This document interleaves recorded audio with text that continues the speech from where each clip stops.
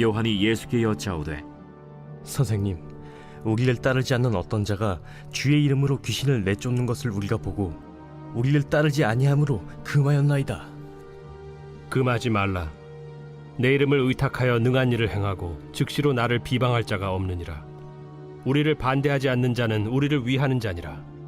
누구든지 너희가 그리스도에게 속한 자라 하여 물 한 그릇이라도 주면 내가 진실로 너희에게 이르노니 그가 결코 상을 잃지 않으리라.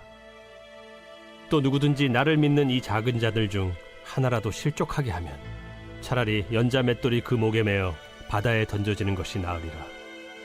만일 내 손이 너를 범죄하게 하거든 찍어버리라. 장애인으로 영생에 들어가는 것이 두 손을 가지고 지옥 곧 꺼지지 않는 불에 들어가는 것보다 나으니라. 만일 내 발이 너를 범죄하게 하거든 찍어버리라. 다리 저는 자로 영생에 들어가는 것이 두 발을 가지고 지옥에 던져지는 것보다 나으니라. 만일 내 눈이 너를 범죄하게 하거든 빼버리라. 한 눈으로 하나님의 나라에 들어가는 것이 두 눈을 가지고 지옥에 던져지는 것보다 나으니라. 거기에서는 구더기도 죽지 않고 불도 꺼지지 아니하느니라. 사람마다 불로써 소금 치듯함을 받으리라. 소금은 좋은 것이로되 만일 소금이 그 맛을 잃으면 무엇으로 이를 짜게 하리요. 너희 속에 소금을 두고 서로 화목하라. Everyday is Sunday. 우리의 매일을 썬데이로 세팅하라. 할렐루야. 오늘 선셋에 오신 한 분 한 분을 주님의 이름으로 축복합니다. 하나님과 우리 사이의 모든 소통의 부재가 깨끗하게 사라지고 하나님의 마음을 받기에 합당한 선한 심령으로 우리의 마음이 기경되는 우리 모두가 되기를 소망합니다. 네, 여러분 혹시 소통의 부재를 얼마나 경험하고 살고 있으세요? 소통의 부재가 사실은 크고 작게 많이 일어나고 있는데요. 제가 오늘 본문을 보기 전에 한 가지 대화를 먼저 말씀해 드리겠습니다. 어느 날 아침에 굉장히 진지한 식사 시간이었습니다. 딸과 아버지의 대화인데요. 딸이 유치원인 딸이 이렇게 이야기를 합니다. 아빠 오늘 슈렉이 하는 날이에요 라고 이야기를 합니다. 그러니까 아버지가 아 진짜? 오늘 쓰레기 날이네? 그런데 비가 와서 쓰레기를 어떡하지? 라고 이야기를 합니다. 학교에서 슈렉이라는 이제 뮤지컬을 연습하고 있었거든요. 그것을 아버지는 쓰레기라고 들은 것이죠. 딸이 어떻게 대답을 하냐면요. 아빠 비가 와도 괜찮아요. 슈렉은 실내에서 하니까요. 여러분 이 대화를 들으시고 어떤 생각이 들으세요? 다른 단어를 같은 단어로 착각을 하면서 대화했지만 소통은 되었습니다. 그런데 아이러니하게 제가 또 한 가지의 예를 말씀드릴 건데요. 의학새 혹시 아실까요? 좀 들어보셨죠? 그럼 의학새가 새일까요? 아닐까요? 네, 의학새는 경기도에서는 억새라고 한다고 합니다. 억새는 갈대하고 약간 다르지만 그런데 이러한 갈대 같은 이런 성질을 가진 풀이라고 합니다. 그런데 옛날 가수 중에 고복수라는 가수가 있었는데요. 짝사랑이라는 이 노래 가사말에 이런 말이 있습니다. 의학새 슬피우니 가을인가요? 네, 들어본 적이 있으시죠? 네, 지나간 그 세월이 나를 울립니다. 이 가사를 들은 이제 어느 한 중년 부인이 이렇게 말씀하시는 거예요. 아니야, 의학새는 새야. 여름철 새인 외가리라는 새가 있다고 합니다. 근데 그 외가리가 날아갈 때 으악 하면서 운다고 합니다. 그래서 의학새라고 부르는 일이 있기는 있었지만 그래도 이것은 의학새가 아니라 외가리인 것이죠. 이 얘기를 제가 드린 이유는 우리의 고정관념과 어떤 편견이 우리의 소통을 굉장히 막고 있기 때문입니다. 노래 가사만 알고 있던 이 분이 우기기 시작하면 답이 없어요. 우리 이런 경험이 되게 많이 있지요. 제가 아주 오래전인데 아마 여러분들이 이해를 못 하실 것 같아요. 컴퓨터가 생긴 지 얼마 안 됐을 때 컴퓨터 바이러스라는 단어가 있었습니다. 그런데 그걸 듣고 바이러스에 우리 옮긴다고 컴퓨터 근처에 가면 안 된다는 이야기가 많이 해프닝 같이 떠돌았습니다. 또 아이의 이제 어린아이 엉덩이에 몽고 반점이라고 혹시 아세요? 네. 몽고 반점에 대해서 이제 그 어머니와 아이가 이야기하고 있는데 할머니가 갑자기 문을 열더니 니네끼리 중국집 간다고? 나도 갈 거야. 라고 또 이제 섭섭함을 표현했다고 하기도 합니다. 지금 제가 말씀드린 그 모든 예를 보시면 고정관념, 편견, 배타성 이 세 가지 단어를 저희가 살펴보면서 오늘 본문 말씀을 들어가려고 합니다. 고정관념 하면 우리가 다 알고 있는 스테레오타입 그렇죠. 잘 변하지 않는 행동을 주로 결정하는 확고한 의식과 관념. 세상에 신이 없다라고 생각하면 이 사람은 영원히 신이 없는 거예요. 고정관념에 사로잡힌 사람은 우리가 대화하기가 굉장히 힘이 들지요. 네, 그럼 다음 두 번째로 말씀드린 편견을 생각해 보도록 하겠습니다. 공정하지 못하고 한쪽으로 치우친 생각 또는 그런 생각으로 인해서 상대에게 전혀 공감하지 못하는 태도, 이것을 우리가 편견이라고 합니다. 자기가 알고 있는 경험은 모두 옳아요. 그것이 내가 모르는 영역이라 할지라도 이해하려고 하지 않아요. 그 외의 건 다 틀리다고 치부하는 것입니다. 교회를 다니는 사람들이 교회의 상처를 받으면 제가 너무 마음 아픈 것이 모든 교회는 다 그래. 예, 모든 교육자는 다 그래. 모든 성도는 다 그래. 라고 생각을 하는 경우입니다. 제가 한 가지 이제 경험이 생각이 나는데요. 제가 교회를 다니면서 이런 이야기를 많이 들었습니다. 교회 내에서는 절대 돈 거래를 하지 않는 것이다. 예, 그것은 관계가 망가지기 때문인데요. 이것이 일종의 불문율 같이 이런 이야기를 들었습니다. 그런데 과거에 이제 저도 전해드리면서 그 현장을 좀 보게 되었는데요. 그렇게 하지 말라는 돈거래를 성도끼리 한 거죠. 당연히 한쪽은 상처를 받았고 교회를 떠나게 됐습니다. 그럼 이 사람은 큰 상처와 함께 어떠한 편견이 생기냐면요. 하나님을 믿는 사람은 다 돈에 대해서 정직하지 않아 라는 편견이 생길 수 있다는 거죠. 너무 마음 아픈 경우지만 우리가 긍휼의 마음을 품고 서로 섬기는 경우, 또 주님께서 주시는 마음으로 플로잉하는 경우는 너무 당연하지만 돈 거래는 안 된다는 것이죠. 자신이 잘못한 이런 부분까지 우리는 정말 이 죄성이 있기 때문에 편견으로 치우치더라도 자신의 한 행동은 뒤돌아보지 못하는 그런 경우가 많이 있습니다. 우리 모두의 모습일 수도 있겠습니다. 세 번째는 배타성입니다. 배타성은 자신의 것과 다른 의견이나 생각을 아예 무시하는 거예요. 그러한 정신 상태를 이야기하는데요. 우리나라가 특별하게 진짜 학연, 혈연, 지연을 아주 좋아합니다. 이것은 뭐 잘못했다는 것은 아닙니다. 그런데 이것이 너무 강하게 형성이 되면 배타주의로 가는 것을 저도 많이 봤는데요. 공동체 안에서 또 다른 분열을 조장하기 때문입니다. 교회 내에서도 충분히 이런 흐름이 있을 수 있겠죠. C.S. 루이스가 이렇게 말했습니다. 더 작은 공동체를 만들려는 충동이 공동체를 결국 파괴한다는 것입니다. 우리는 오직 하나님 중심의 공동체가 되어야 할 것입니다. 유명한 경영학의 대부로 알려진 피터 드러커가 있습니다. 이 피터 드러커가 뭐라고 이야기를 했냐면요. 회사 경영을 해보니 실패하는 원인의 60%가 사원들 사이의 의사소통이라는 거예요. 또 부부 상담자 큐베이는 뭐라고 얘기했냐면 이혼하는 원인의 50%가 부부간의 대화가 원활하지 않아서라고 이야기했고요. 또 범죄 심리학자는 무엇이라고 얘기했냐면요. 범죄자의 90% 정도, 자그마치 90% 정도가 이 범죄를 일으킨 이유가 다른 사람과 대화나 소통이 안 되기 때문이라고 이야기하고 있습니다. 왜 이럴까요? 사람이란 존재는 서로 인격적인 관계, 정말 이 관계 속에 있어야 아름다운 형상, 온전해질 수 있기 때문인 줄로 생각이 듭니다. 이렇게 소통의 부재가 주는 파급 효과가 너무 크지요. 네, 오늘의 본문에서 예수와 제자들의 대화를 제가 이렇게 본문을 보면서 이런 생각이 들었어요. 소통에 대해서 생각해 보게 됐는데 제자들이 예수 그리스도를 따라다녔지만 예수께서 하시는 말씀의 의미를 도대체 못 알아듣습니다. 우리가 그 시대에 살았어도 그랬을 거예요. 결국 모두 자가해석, 각자가 좋은 소견으로 해석하고 있음을 알 수 있습니다. 소통이 안 된다는 것은 단어와 문맥의 뜻을 몰라서가 아니더라고요. 결국 같은 단어를 사용했지요. 같은 단어를 사용했지만 이 단어가 주는 의미가 나와 너가 다른 것입니다. 개인차가 있을 수 있어요. 하지만 이것도 소통의 부재의 모든 원인이 되지는 않습니다. 소통의 단절은 마음을 몰라서일 수 있습니다. 연약하고 넘어지고 아무리 말을 해도 알아듣지 못하고 이 제자들의 모습이 자랑하기 좋아하고 높아지기 좋아하는 이 제자들을 결국 놔두고 십자가에 못 박히고 떠나셔야 하는 예수 그리스도의 마음을 제자들이 조금이라도 알았다면 예수께서 하신 말씀을 더 경청했겠고 예수께서 왜 이 말씀을 하시는지 더 마음에 새겼을 거라는 생각이 듭니다.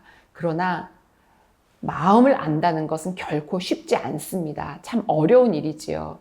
그럴지라도 예수 그리스도는 마지막까지 포기하지 않으시고 결국 계속해서 제자들을 가르치시고 계속 제자들에게 말씀을 하십니다. 첫 번째, 배타성을 관용과 화합으로 이기는 법을 제자들에게 오늘 본문을 통해서 예수 그리스도께서 말씀을 하십니다. 예수와 여전히 소통이 원활하지 않은 제자들이 38절에서 결국 당을 지으려는 죄를 범하려고 합니다. 요한이 어느 날 예수를 따르지 않는 자들 중에서 주님의 이름으로 귀신을 내쫓는 자를 보고 그가 우리를 따르지 않아서 그 일을 못하게 했다고 예수께 자신 있게 말하는 거예요. 이렇게 자신 있게 말한다는 것은 요한은 자기가 하는 행동이 잘못됐다는 걸 모르는 거죠. 네, 예수가 좋아할 것이라고 생각했을 거예요. 그러자 예수는 이렇게 말씀하십니다. 우리를 반대하지 않은 자는 우리를 위하는 자다라고 이것을 금했습니다. 사랑하는 여러분, 우리는 나와 함께 하지 않으면 적이라고 생각해요.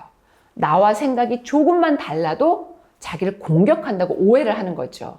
예수는 우리를 반대만 하지 않으면 같은 편이라고 관용과 화합의 관점으로 제자들의 생각을 바꿔줍니다. 이것이 하나님 나라의 기초가 되어야 된다고 말씀하시는 것입니다. 예수의 이름으로 귀신을 쫓아냈다면 그들에게도 예수의 능력이 임한 거죠. 제자들은 그 사실을 인지하지 못했고 깨닫지 못했습니다. 바울의 고백처럼 바울도 아니고 아볼로도 아니고 전파되는 것은 오직 예수 그리스도 이름이어야 하며 자라나게 하시는 분은 하나님 한 분이십니다. 예수는 자신을 따르지 않아도 오직 하나님 나라의 관점으로만 생각을 하셨습니다. 니꺼 내꺼가 중요한 게 아니죠. 하나님께서 이 땅 가운데 보내신 정확한 이유, 목적, 목표만을 생각했을 뿐입니다. 우리의 믿음도 이러한 방향성 아래에서 모든 배타성을 뛰어넘고 화합과 일치를 향해 나아가야 합니다. 그리고 예수는 제자들에게 모든 편견, 고정관념, 배타성을 완전히 깨고 먼저 섬기라고 명하십니다. 예수를 믿는다는, 하나님을 경외한다는 그 단 한 가지 이유만으로도 서로 하나가 되어야 한다고 얘기하는 것이죠. 서로 섬겨야 되고 서로의 헌신과 수고를 생각하며 물 한 잔이라도 대접을 해야 된다고 말씀하십니다. 예수는 이러한 자는 결코 그 상을 잃지 않으리라 라고 말씀하시는데요. 사랑하는 여러분, 물 한 잔이라고 말씀을 하세요. 물 한 잔을 상에 비교를 했습니다. 우리가 얼마나 마음이 강팍하고 베풀기를, 남을 인정하기를 인색한 존재이면 이렇게 상을 이야기하면서까지 예수 그리스도께서 제자들의 생각을 바꾸셨겠어요. 바로 이것이 당신의 제자들을 바라보시는 하나님 아버지의 마음인 것입니다. 우리는 서로 다르지만 죄된 습성 때문에 수시로 하나가 되기를 옛자가 거부합니다. 그러나 분명 하나님께서는 말씀하십니다. 당신의 자녀들이 서로 싸우고 당을 짓고 배척하며 높은 자리를 탐하고 끌어내리고 이러한 모습은 이방인의 모습이라고 말씀하십니다. 우리는 주 안에서 모두 하나가 됨을 기억하며 예수께서 말씀하신 관용과 사랑, 이해와 화합으로 하나가 되어야 할 것입니다. 네, 오늘의 본문을 통해서 두 번째, 예수 그리스도는 이 소통을 더 잘하기 위해서 아까 제가 예로 드린 그 사오정 대화, 그 사오정 대화 같은 그런 요소들이 완전히 제해질 수 있도록 다음의 방법을 말씀하시는데요. 두 번째로 죄성을 소금에 절여라 라고 말씀을 하십니다. 작은 자들 중에 하나라도 실족하게 하는 자는 차라리 연자맷돌에 목을 메고 바다에 던져버리라. 너무 무섭게 말씀을 하시죠. 연자맷돌은 나귀로 돌려서 곡식을 찢는 큰 맷돌이에요. 그런데 이 연자맷돌에 목을 메고 바다에 빠지면 살아날 사람이 없지요. 그만큼 실족하게 하는 죄악이 굉장히 무겁다고 말씀을 하십니다. 예수는 그 다음에 손과 발, 눈이 지은 죄악을 다루십니다. 건강한 몸으로 지옥에 던져지느니 차라리 죄를 짓게 하는 수족을 잘라라. 그래서 차라리 하나님 나라에 들어가는 것이 낫다고 말씀하십니다. 48절에 지옥은 구더기도 죽지 않고 불도 꺼지지 않는 곳이라고 말씀하십니다. 그런데 이 말씀이 44절과 46절에 없음으로 표현이 되어 있지요. 같은 말에 다른 버전을 보면, 성경의 버전을 보면 이 48절의 말씀이 반복되어 있습니다. 그만큼 강조하시는 것이죠. 요한일서 2장 16절 말씀 함께 보시겠습니다. 이는 세상에 있는 모든 것이 육신의 정욕과 안목의 정욕과 이생의 자랑이니 다 아버지께로부터 온 것이 아니요 세상으로부터 온 것이라. 그렇습니다. 우리는 육신의 정욕을 파하고 안목의 정욕을 파하고 이생의 자랑을 파해야 합니다. 예수께서는 이런 대안책을 주셨습니다. 49절과 50절에 사람마다 불로써 소금 치듯이 받으리라. 네, 그렇습니다. 결국 나중에 임할 성령의 불을 말씀하시는 거죠. 우리의 이 예차, 정말 내가 높아지고 싶은 나만을 최고로 생각하는 이 이기성, 네, 성령의 불로 완전히 소멸시킬 것인데 그것을 소금 치듯이 받을 것이라고 말씀을 하십니다. 소금은 좋은 것이지만 만일 소금이 그 맛을 잃으면 아무 의미가 없게 되지요. 고대의 소금은 매우 귀했습니다. 소금은 변치 않는 약속의 증거 혹은 화폐 단위로도 사용이 되었는데요. 고대 시대에 제사를 드릴 때 소금을 사용했지요. 왜냐하면 소금은 그 맛을 변하지 않게 하기 때문에 언약을 상징했기 때문입니다. 그래서 소금 언약이라는 그 단어가 성경에 나옵니다. 레위기 2장 14절 말씀을 보면 내 모든 소재물에 소금을 치라. 내 하나님의 언약의 소금을 내 소재에 빼지 못할지니 내 모든 예물에 소금을 드릴지니라. 민수기 18장 19절 말씀을 함께 보시겠습니다. 이스라엘 자손이 여호와께 거제로 드리는 모든 성물은 내가 영광 몫의 음식으로 너와 네 자녀에게 주노니 이는 여호와 앞에 너와 내 후손에게 영원한 소금 언약이니라. 아멘. 네, 그렇습니다. 소돔과 고모라는요, 사해 근처에 있었어요. 그렇기 때문에 굉장히 부재가 됐었거든요. 그러나 죄악을 소금으로 절이지 못했기 때문에 멸망에 이르렀습니다. 소금이 그 맛을 잃으면 무엇으로 짜게 하리요? 이스라엘에는 땅에서 나는 그 소금이 있었다고 합니다. 네, 그것을 아뼘이라고 하는데요. 아뼘에서 소금을 빼면 맛을 잃은 흙과 모래만 남는다고 합니다. 이 소금 맛도 없는 이 흙과 모래가 무슨 쓸모가 있겠습니까? 예수는 우리의 마음에 소금을 뿌리고 우리의 죄성을 철저하게 소금에 절여서 이겨내라고 말씀하시는 것이죠. 네, 죄악을 따라가는 인생이 될 것인지 성령을 따라가는 인생이 될 것인지 이제는 우리 모두의 선택이 될 것입니다. 앞서 예수의 이름으로 귀신을 쫓았던 그 자들이 보여주었듯이 오직 믿음으로 예수의 이름의 권세를 선포하며 우리가 담대히 나아가야 합니다. 주눅 들을 필요도 없지요. 예수 그리스도의 이름은 시공간을 초월합니다. 하나님의 가장 무서운 징벌을 뭐라고 생각하세요? 바로 우리를 죄악 가운데 내버려 두는 징벌입니다. 주님께서 우리를 다루시는 것, 우리가 좀 소금에 절여져도 괜찮습니다. 좀 우리가 모가 난 부분이 깎일 때 아파도 괜찮습니다. 우리를 고쳐서 사용하시겠다는 선하신 하나님의 계획이 있는 것이죠. 내가 옳다고 생각했던 것들, 내가 고정관념으로 붙들려고 했는 것들, 내가 정말 나의 나된 모습을 보지 못하고 편견에 사로잡혔던 나의 모든 삶의 방식을 내가 인정하기 싫어도 잘못됐다고 인정하는 그 순간 말씀이 열릴 것입니다. 말씀의 계시가 열릴 것입니다. 이러한 부정적인 모든 생각과 태도와 습관들이 하나님 나라에 합당하지 않기 때문에 예수 그리스도는 철저하게 말씀하고 계시는 것입니다. 로마서 1장 24절로 25절 말씀 함께 보시겠습니다. 그러므로 하나님께서 그들의 마음의 정욕대로 더러움에 내버려 두사 그들의 몸을 서로 욕되게 하게 하셨으니 이는 그들이 하나님의 진리를 거짓 것으로 바꾸어 피조물을 조물줄보다 더 경배하고 섬김이라. 그렇습니다. 우리가 이 말씀을 붙들며 우리의 마음의 정욕을 소금에 절여서 완전히 끊어내고 성령의 불로 활활 태우기 원합니다. 온 우주에 전보다도 작은 존재가 우리입니다. 그런데 우리를 한 가정에 속하고 한 사회에 속하는 존재로 태어나게 하셨죠. 우리는 태어나면서부터 인생의 길을 갑니다. 녹록하지 않습니다. 혼자서는 아무것도 할 수 없는 아기로 태어나서 세상을 점점 알아가는 호기심이 많은 사춘기의 이 단계를 거쳐서 또 성인이 되게 하시죠. 많은 실수를 합니다. 이 제자들과 같이 고집을 부리기도 합니다.